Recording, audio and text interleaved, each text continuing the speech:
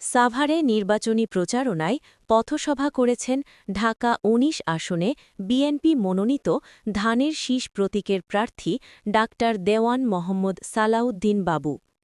বিস্তারিত থাকছে সাভার থেকে খায়রুল ইসলাম অভির প্রতিবেদনে। মঙ্গলবার সাভার সদর ইউনিয়নের বিভিন্ন ওয়ার্ডে এই পথসভা অনুষ্ঠিত হয়।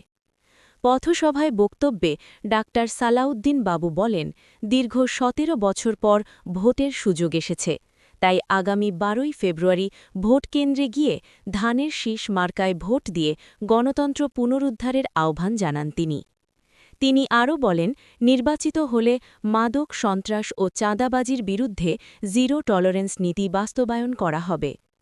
পথসভায় বিএনপি ও অঙ্গ সংগঠনের নেতকর্মীসহ বিপুল সংখ্যক মানুষ উপস্থিত ছিলেন। টাকা নিয়ে যান, মাঝে মাঝে তাদেরকে লাঞ্ছিত করার চেষ্টা করেন এবং সবচেয়ে দুঃখজনক, তারপরে তারা এলাকায় ঘুরে বেড়ান, কখনো কখনো আমাদের মিছিলও লোক নিয়ে যান।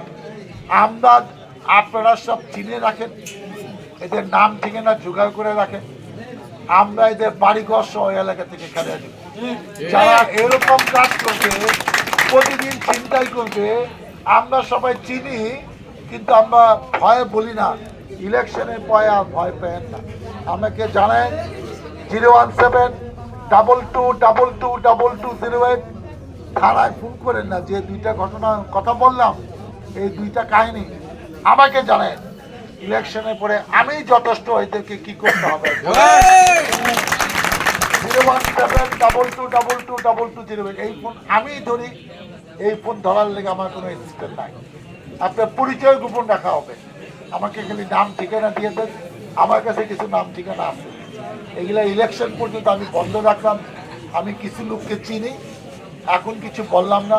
ইলেকশনের পরে কাউকে ছাড় দেওয়া হবে না। আমি দেওগাঁবাসী মুরব্বীদের সামনে কথা দিয়ে গেলাম।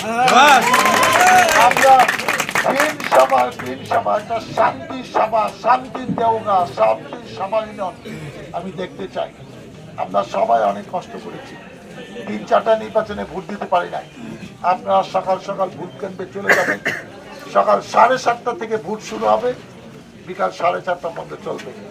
ভোট রক্ষাও করতে হবে এবং রেজাল্ট না দেওয়া পর্যন্ত সবাই ভোট কেন্দ্রে থাকবেন। রেজাল্ট হয়ে গেলে সেই কাগজ নিয়ে উপজেলায় চলে যাবেন। আমরা উপজেলায় থাকবো যতক্ষণ কেন্দ্রীয়ভাবে রেজাল্ট ঘোষণা না হবে, ডিক্লেয়ার করা না হবে, আমরা উপজেলা চত্বর ছাড়বো না। আমি আপনাদের দোয়া চাই, সহযোগিতা চাই, সমর্থন চাই। আপনাদের কাছে ধানের শীষে ভোট চাই। আপনাদের ভোটের সংসদ সদস্য হয়ে এলাকার রাস্তাঘাট, মসজিদ, মাদ্রাসা উন্নয়ন, শিক্ষা প্রতিষ্ঠানের ভবন, আরও যা যা সমস্যার কথা আমি বললাম, সব কিছু সমাধান করে আপনাদের পাশে থেকে, সাথে থেকে যে আমি মানুষের আশা ভরসার জায়গাটা দখল করতে পারি। মহান আল্লাহ তাআলা আমাকে যারা সেই তৌফিক দেয়। আল্লাহ হাফেজ।